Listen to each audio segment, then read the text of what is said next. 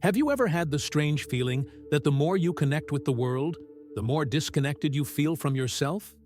You scroll through your feed, consume news, participate in discussions.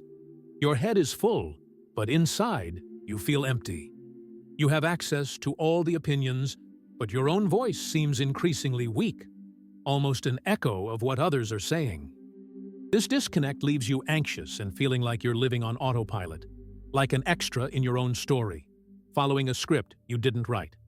What most people don't realize is that this is a disease of the soul diagnosed almost a century ago by psychologist Carl Jung, the individual's submission to the collective mind. And the good news is that he not only named the problem, but also left a map for a cure. And in this video, you'll use that map. You'll dissect the causes, the mechanisms, and, most importantly, the solution to escape this trap before it erases who you truly are. Let's begin by dissecting the first uncomfortable truth. Thinking is disappearing not because people have become less intelligent, but because thinking has become a dangerous and solitary act. When we talk about thinking, it's not about the ability to solve a math problem or remember information. That's just calculating. It's processing data. A computer does this with an efficiency you'll never achieve. True thinking, the kind that defines you as an individual, is something else. It's the ability to look within, to question your own beliefs, to discern between what you've been told and what you truly feel. It's the courage to be silent and listen to your inner voice amidst a world that screams endlessly. And it's precisely this ability that's in a state of advanced atrophy. Think of the difference between using a GPS and exploring a map. The GPS is the calculator. It gives you the quickest route, the ready-made, optimized answer. It prevents you from getting lost, but it also prevents you from discovering. The map explorer is the thinker. They see the terrain, understand the connections, contemplate alternative routes, and perhaps discover a completely new path that GPS would never suggest. Today's society trains you to be an efficient user of existential GPS, but it has made you forget how to read the map of your own soul. The root cause of this phenomenon is what I call the great outsourcing of the mind. You, as part of society, have outsourced the most vital functions of your psyche.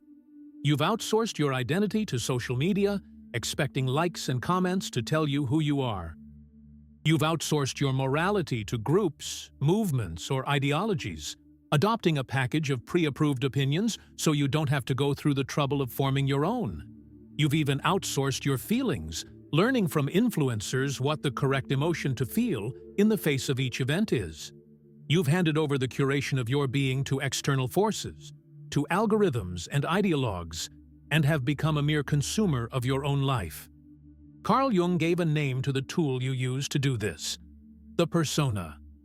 Think of the persona as your public profile, your social mask. It's the version of you that goes to work, interacts at dinners, and posts online. It's a necessary interface for living in society. The problem isn't having a persona. The problem is when the persona stops being a tool and becomes your only face. It's when the actor forgets they're on stage and starts believing they are the character. This persona isn't just an online profile. It's your daily performance. It's the smile you force at work even after a bad night, the silent agreement in a meeting to avoid conflict, the careful selection of hobbies and tastes that signal belonging to a specific tribe. Each of these micro-choices is a brick in the construction of a fortress that protects you from judgment but also imprisons you.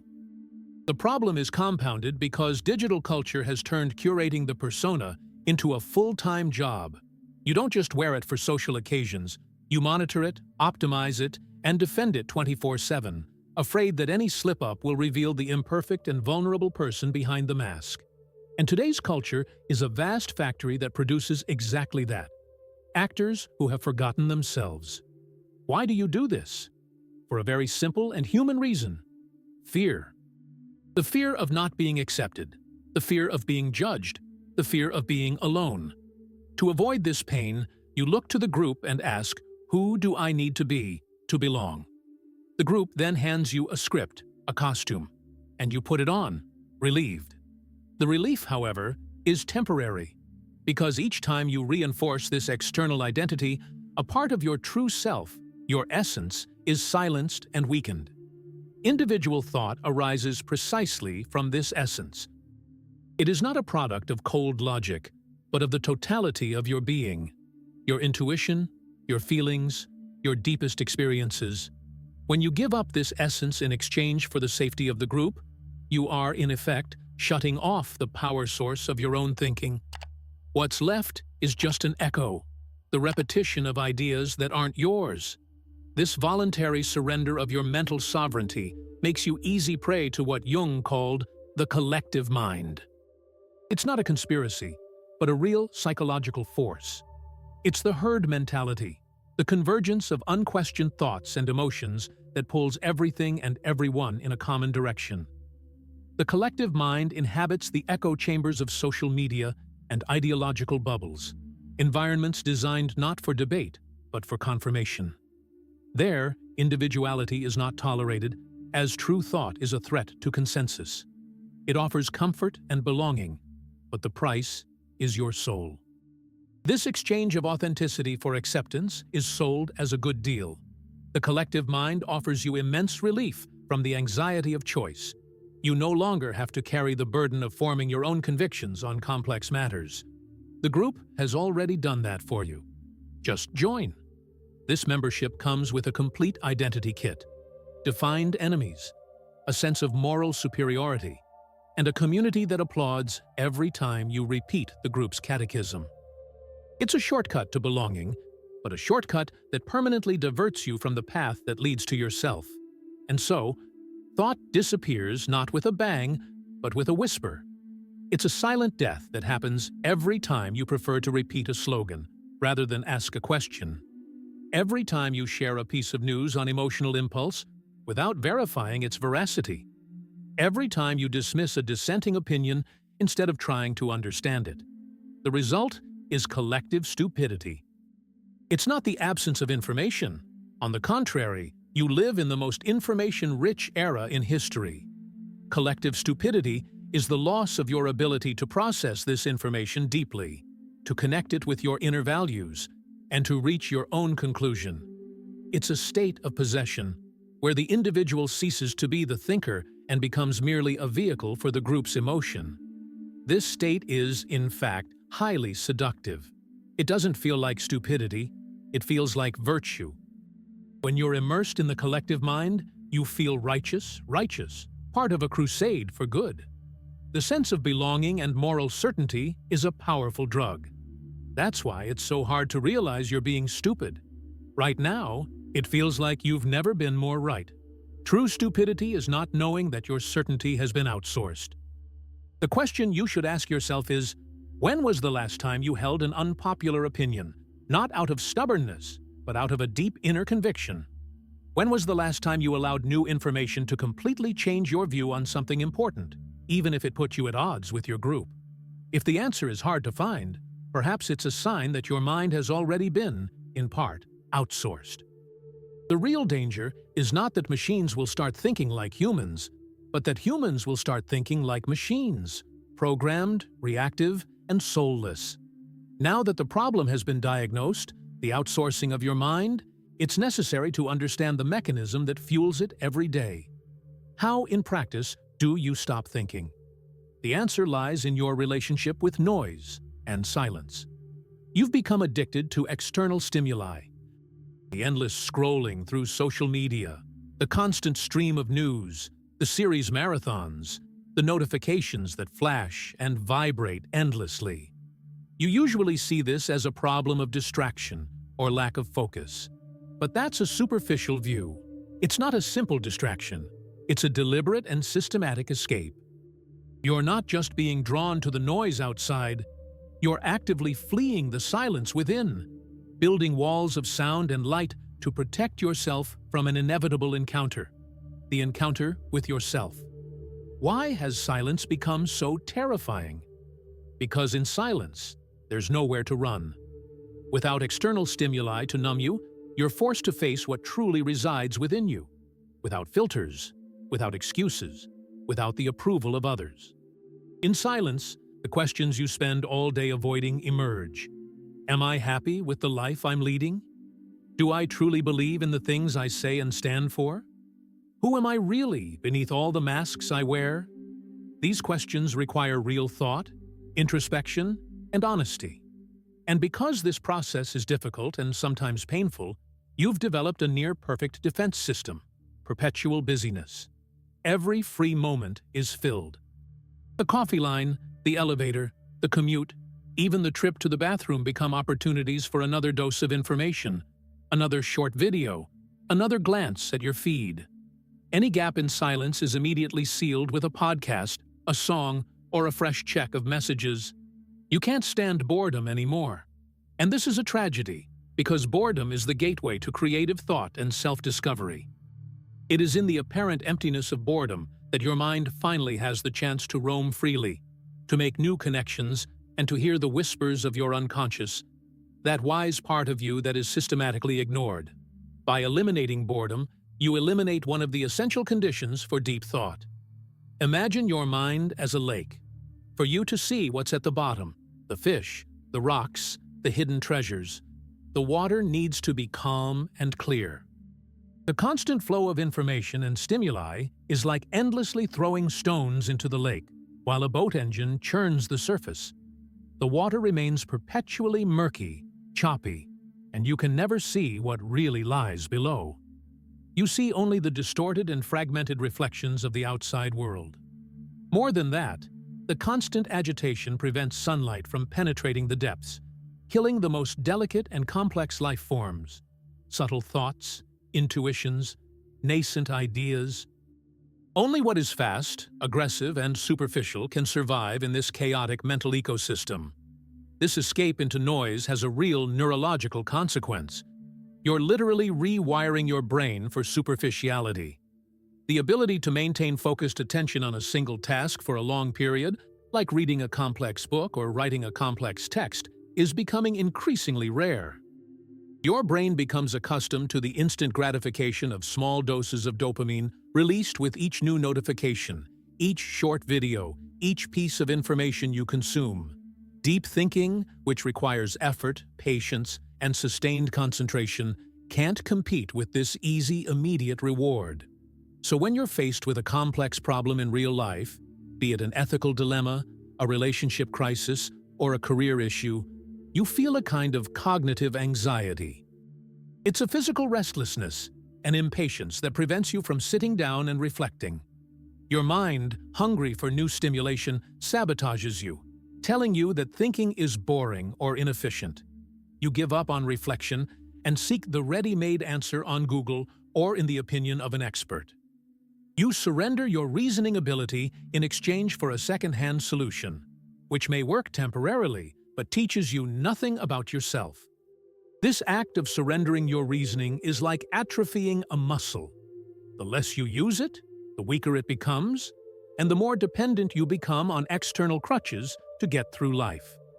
This atrophy makes you intolerant of complexity.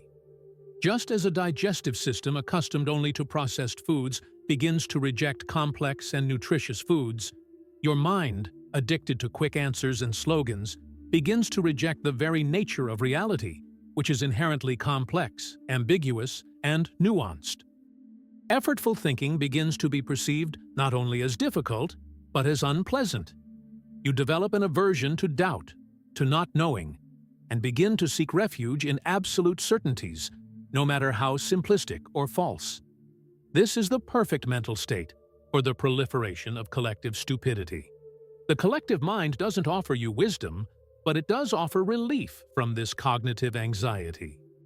It presents the world in black and white, tells you exactly who the heroes and villains are, and spares you the exhausting work of thinking about the gray areas. It medicates you with easy certainties.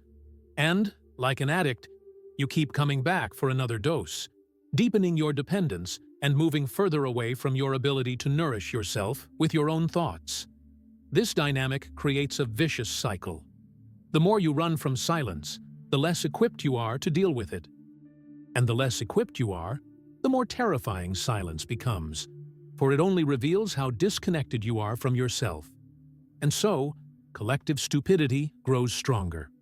It thrives in this environment of constant turmoil because mass emotions, slogans, and simplistic ideas are perfectly adapted to the superficial and reactive mind. They are like fast food for the brain, easy to consume, addictive, but completely devoid of real nutrition. They are predigested opinions, indignation in 280-character packages, certainties that don't require the effort of doubt. True thought, on the other hand, is like a complex meal, which takes time to prepare and savor, whose nutrients, wisdom, clarity, self-knowledge, are released slowly and strengthen your being from the inside out. The first step to escaping this trap is not to learn more, but to create space. It's the revolutionary act of intentionally reintroducing silence and boredom into your life. It's the courage to tune out the outside noise and finally start listening to yourself. But what exactly do you find when you do this? What is this terrifying thing that lives in your silence? This is where the journey becomes even deeper. What happens to the thought energy you don't use? Where does the strength of your individuality go when you repress it in the name of conformity? Modern psychology often treats the mind like a computer. If a program isn't used, it simply becomes inactive.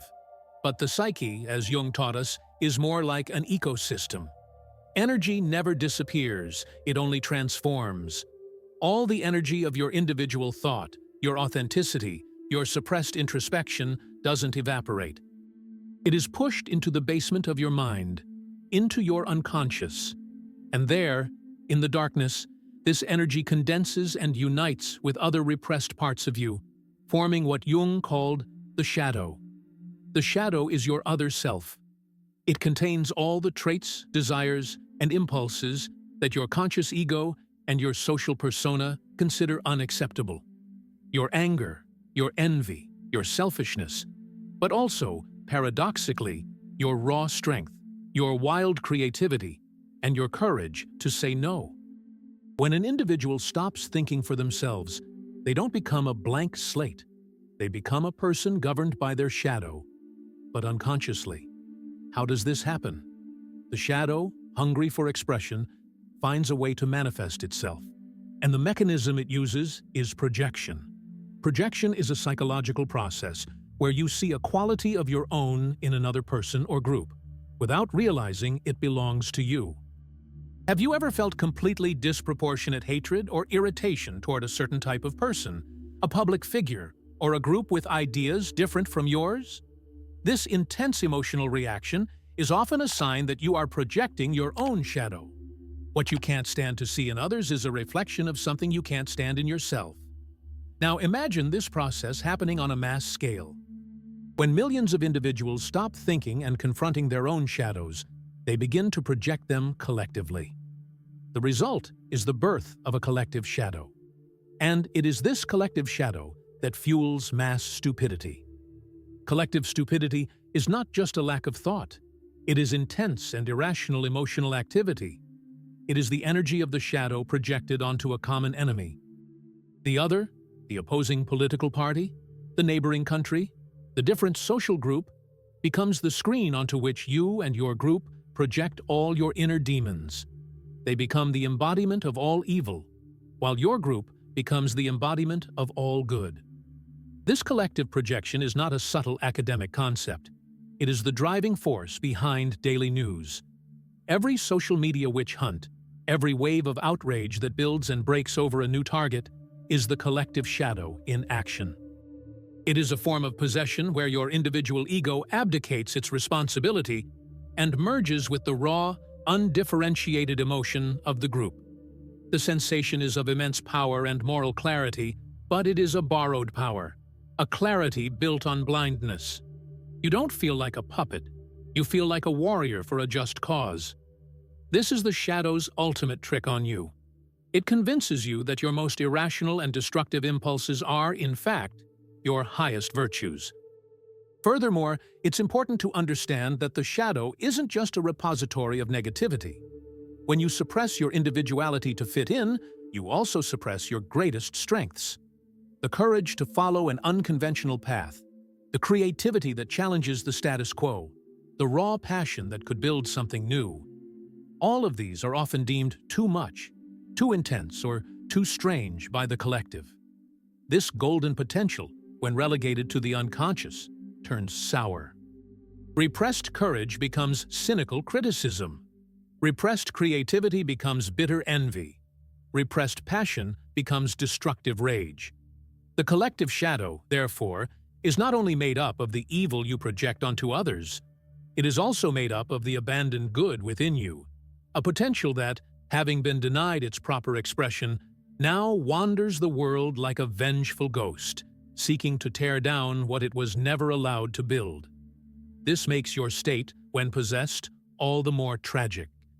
You are not only participating in a collective witch hunt, but you are doing so using the distorted energy of your best qualities.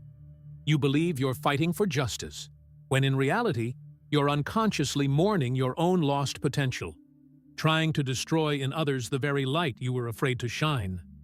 The identity you derive from the group feels strong, but it's a fragile force, dependent on constant validation from the tribe and constant condemnation from the enemy. It's a house built on sand, requiring a hurricane of perpetual outrage to keep its walls from crumbling. This is fertile ground for polarization, cancel culture, and herd think. Rational debate becomes impossible because you're no longer dealing with ideas, but with psychological projections. Criticizing an idea from the other side isn't seen as a thought exercise, but as a moral attack. You don't disagree with the other, you dehumanize them. And why is this so seductive? Because projecting the shadow is easy. It's much more comfortable to hate an external enemy than to confront the darkness within. Pointing the finger at the evil out there gives you a temporary sense of virtue and purity. It unites your group, gives you a sense of purpose and identity. But it's a false identity, built on the denial of a part of yourself. The tragedy is that by projecting your shadow, you don't rid yourself of it, you strengthen it. By denying it, you give it the power to control you from behind, without you even realizing it. The politician who accuses another of corruption may be blind to his own dishonesty. The person who criticizes the arrogance of others may be the most arrogant of all. This mechanism makes you a hypocrite, but in a sincere and unconscious way, which is even more dangerous. A person who truly thinks is someone who has withdrawn their projections. They are someone who has done the difficult work of looking at their own shadow and recognizing their own capacity for evil, envy, and irrationality. And that is precisely why this person becomes immune to collective stupidity. They don't feel the need to find an external scapegoat because they are already dealing with their internal scapegoat. They are able to see the nuances, to listen to the other side, because they are no longer in a holy war against a part of themselves. Therefore, the disappearance of thought creates the collective shadow, and the collective shadow, in turn, destroys the possibility of thought. It's a self-reinforcing cycle. The more you give in to group emotion and projected hatred, the further you distance yourself from your own individual mind, and the more stupid, as a collective, you and your group become. You have two primordial needs that often conflict: the need to be authentic and the need to belong. In today's society, the reward system is brutally clear. Belonging almost always trumps authenticity. And it is this system that actively validates and encourages non-thinking. The collective mind is sustained not only by repression, but also by seduction. It has created a social ecosystem, especially on digital platforms, where thinking for yourself is punished, and following the herd is generously rewarded. Let's analyze how this works in practice. The first mechanism is validation through engagement. Ideas that receive more likes, shares, and positive comments are perceived as more true or correct. The logic, evidence, or depth of the argument doesn't matter. What matters is social proof. This quest for validation isn't just a psychological desire, but a biochemical mechanism. Each like, each approving comment releases a small dose of dopamine in your brain, the same substance associated with pleasure and reward. You become addicted to this digital approval. The correct opinion to hold is, therefore, the one that guarantees the next hit. This turns public discourse into a dopamine auction, where the most extreme and emotional opinions command the highest bids, and, therefore, gain more visibility.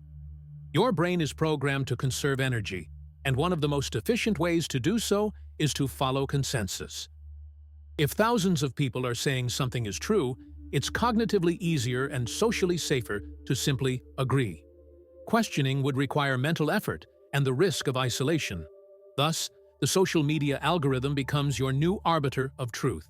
It doesn't reward critical thinking, it rewards viral conformity.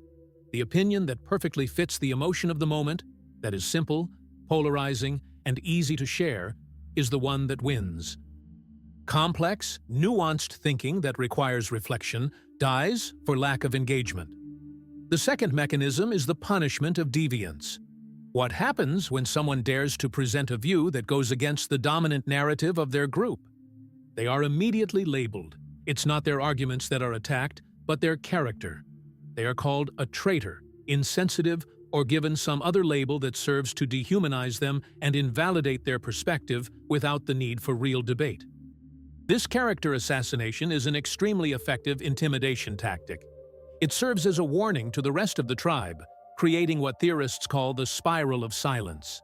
Seeing what happens to those who deviate, people with similar opinions but who have not yet expressed them feel increasingly intimidated and opt for silence. With fewer dissenting voices, the dominant opinion appears even more unanimous and powerful than it actually is, which, in turn, intimidates even more people into silence. This vicious cycle crushes dissenting thought not through the force of arguments, but through the force of social pressure. Punishing the dissenter also serves as a ritual sacrifice for the tribe.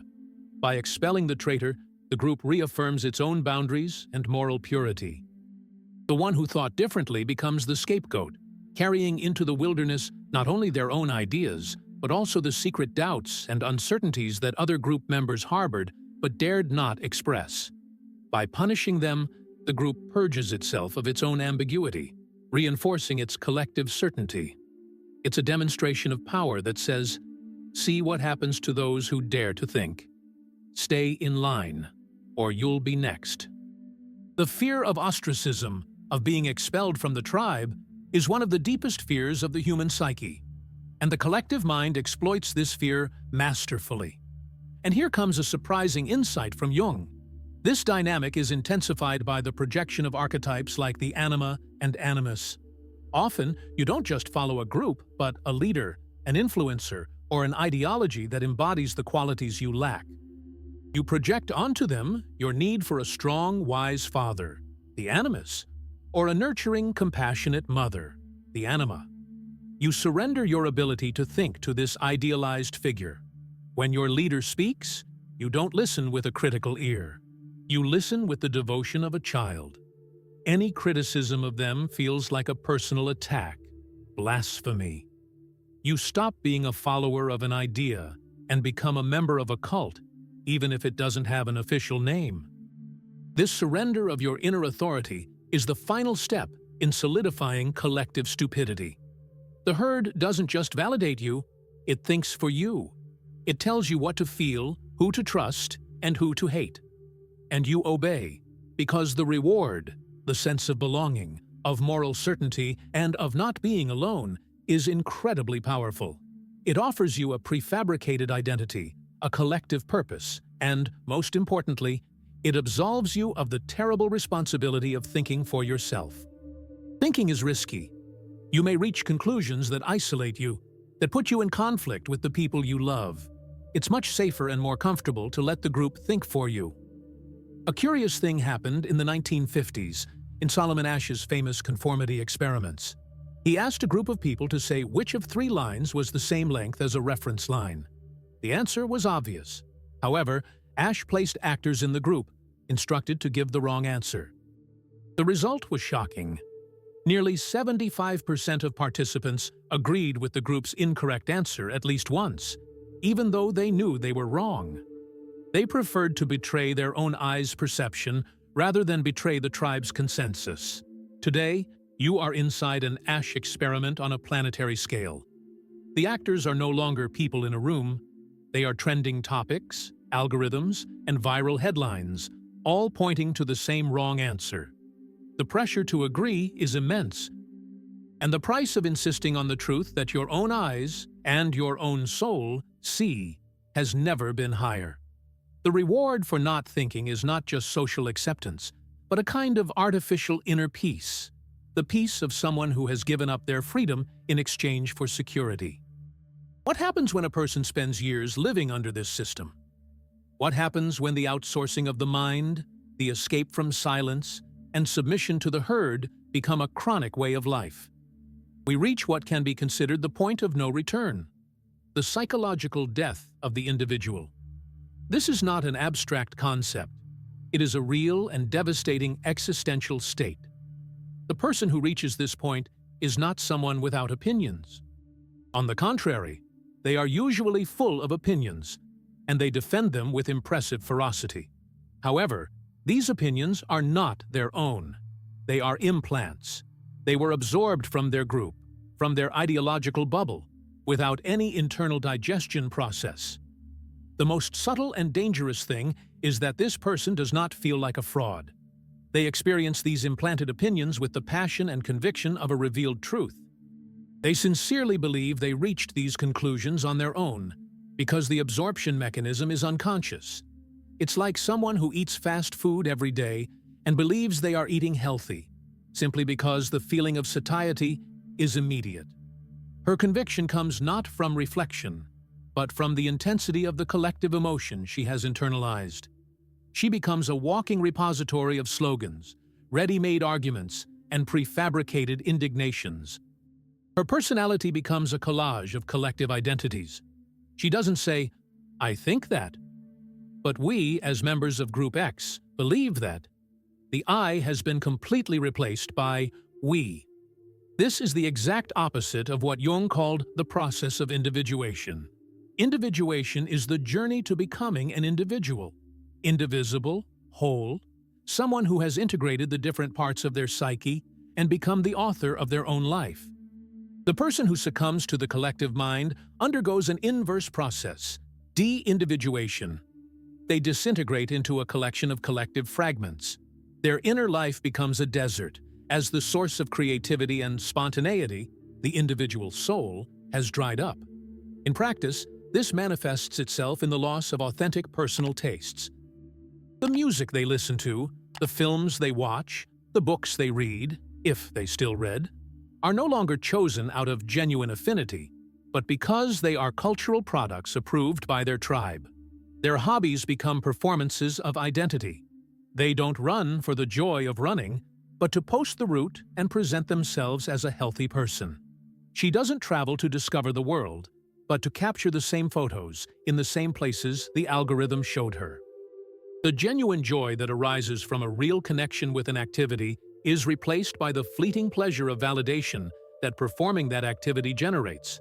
She may even be functional, successful in the eyes of the world, but it is an empty functionality, that of a perfectly tuned cog in a machine whose purpose she knows nothing about. The clearest symptom of this state is the total loss of the capacity for self-criticism and ambiguity. The world is divided in a binary and childish way: good versus evil, us versus them, pure versus impure. There is no room for nuance, for doubt, for the possibility that her side might be wrong at some point. Critical thinking, which thrives on doubt and the exploration of multiple perspectives, is seen as a weakness, a betrayal. The person becomes psychologically rigid, brittle. Imagine a structure made of glass. It appears solid and imposing, but it lacks flexibility. At the first unexpected impact, a criticism, a fact that doesn't fit the narrative, it doesn't buckle, it shatters in fury and denial. In contrast, the individuated mind is like a tree with deep roots. It may sway with the winds of doubt and contradiction, but its center remains firm, for it is anchored in something real, inner experience. Any information that contradicts their worldview is not analyzed, but attacked as an existential threat. This happens because their identity is no longer anchored in a stable internal center, Jung's self, but in external ideology. If the ideology is shaken, Their entire identity risks crumbling. The ferocity with which they defend their beliefs is not a sign of strength, but a symptom of panic. It is the unconscious terror that, if the ideological house of cards collapses, nothing will remain beneath, only the emptiness of a self that was never built. This is why debate becomes impossible. For them, it is not an exchange of ideas, but a life-or-death struggle for their own psychological survival. The personal consequence of this death of the individual is tragic. On the outside, the person may appear strong and full of certainty, but inside, they are haunted by a profound emptiness and an unnamed anxiety. This anxiety is the voice of the stifled self, the cry of the soul locked in the basement. It's the intuition that the life being lived isn't yours. It's the constant premonition of fraud, the fear of being discovered, not because the person is consciously lying, but because, on an unconscious level, they know they are an imposter in their own existence. It's the anguish of the soul that has been abandoned. They have lost touch with their unique purpose, their calling, with what only they could bring to the world. They live a reactive life, not a creative one. They don't act. They are driven by the emotions of their tribe. They have traded their personal destiny, with all its unique challenges and beauties, for the security of a collective script. They are no longer on their hero's journey. They are merely a supporting character on someone else's, usually that of the leader or ideology that possessed them. Consider a shocking twist we see in some stories. The character who fought monsters becomes the very monster they hated. This is exactly what happens psychologically. By projecting their entire shadow onto the enemy, the person becomes unaware of their own potential for tyranny, cruelty, and stupidity. Because they refuse to see the capacity for evil within themselves, they lose the ability to recognize it in their own actions. They become the embodiment of what they condemn in others. And the most frightening thing is that they do this with a sense of absolute moral rectitude. Collective stupidity is not just an intellectual problem. It is a spiritual problem. It is the loss of what makes us uniquely human, the ability to have a conscious relationship with our inner world. When this connection is severed, the individual dies, even if their body continues to walk, talk, and post on social media. They become a ghost, haunted by the life they never had the courage to live. The crucial question then is there a way back?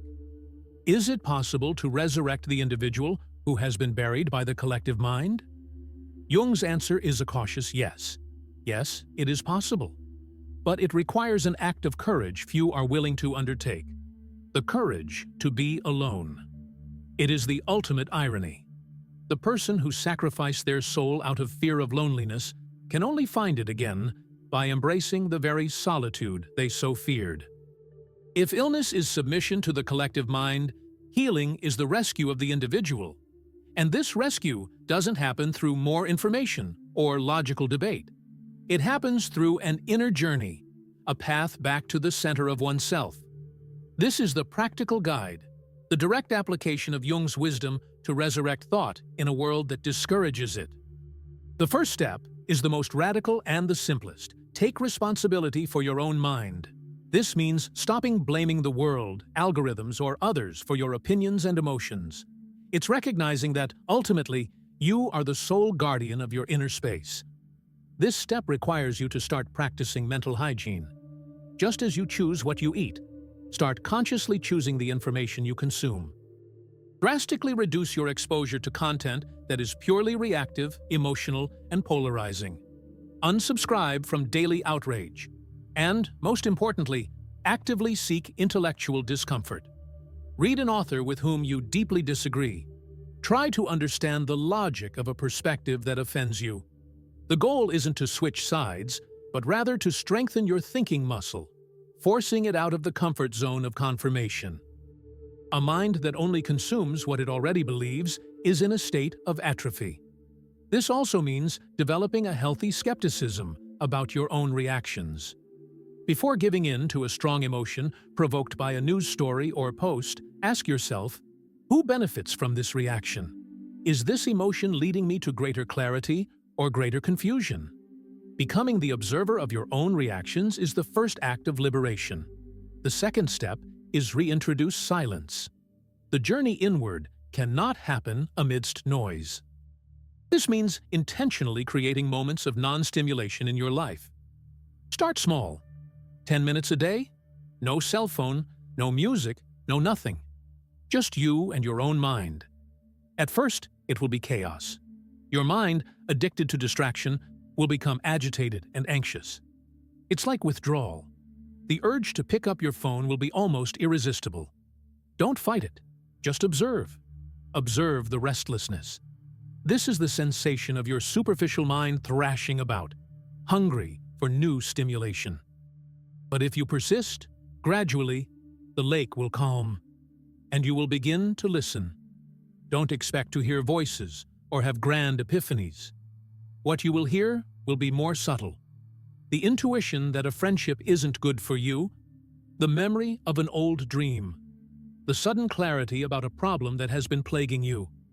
The purpose of silence is not to empty the mind, but to allow what's truly important, what comes from deep within, to emerge and be heard.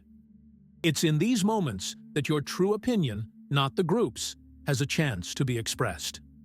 The third step is start the dialogue with your shadow thought cannot be resurrected if a vital part of your psychic energy is repressed.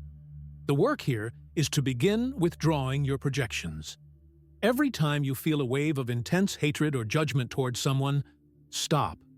Don't act. Instead, ask yourself, with brutal honesty, what part of me is this person mirroring? What truth about myself am I avoiding by hating them? You can do this through writing, journaling, or simply in silent reflection. For example, if you feel corrosive envy of someone successful, instead of diminishing their achievement, ask yourself, what potential of mine that I've neglected is this person reminding me of? Perhaps the envy isn't about the other person's success, but about your own procrastination, about your own fear of taking risks.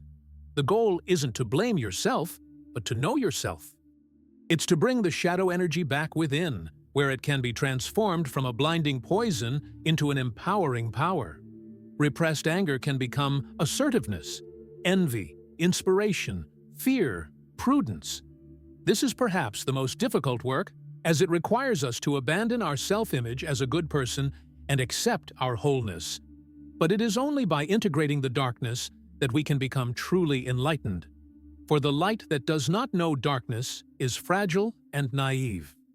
The fourth and final step is find your center to withstand the pressure of the collective mind and the solitude that individuality sometimes demands.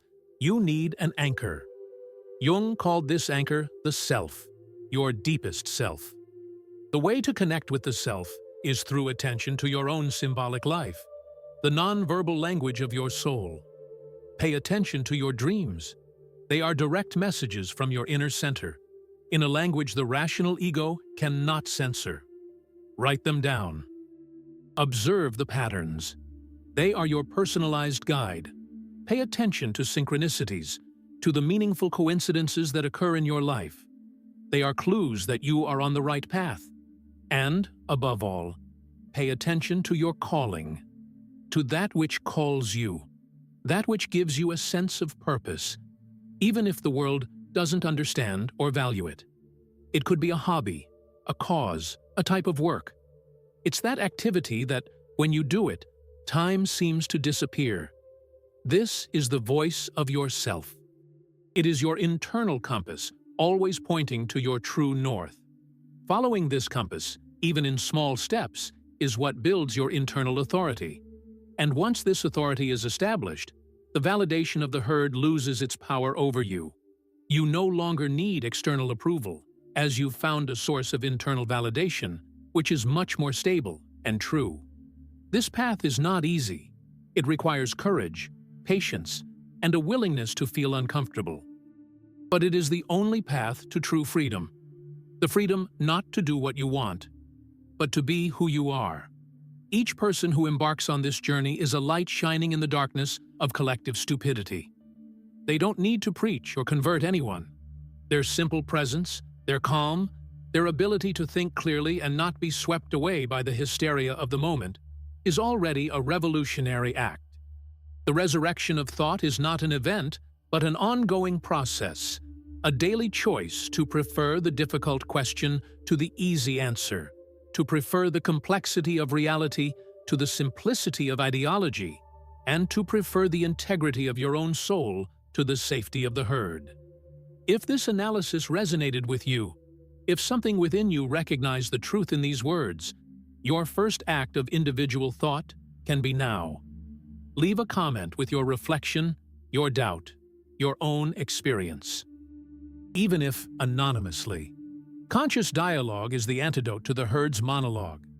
Like this video if it helped you think. And subscribe to the channel to join a community of individuals who are choosing the more difficult but infinitely more rewarding path. The path back to themselves. The journey is yours. Start now.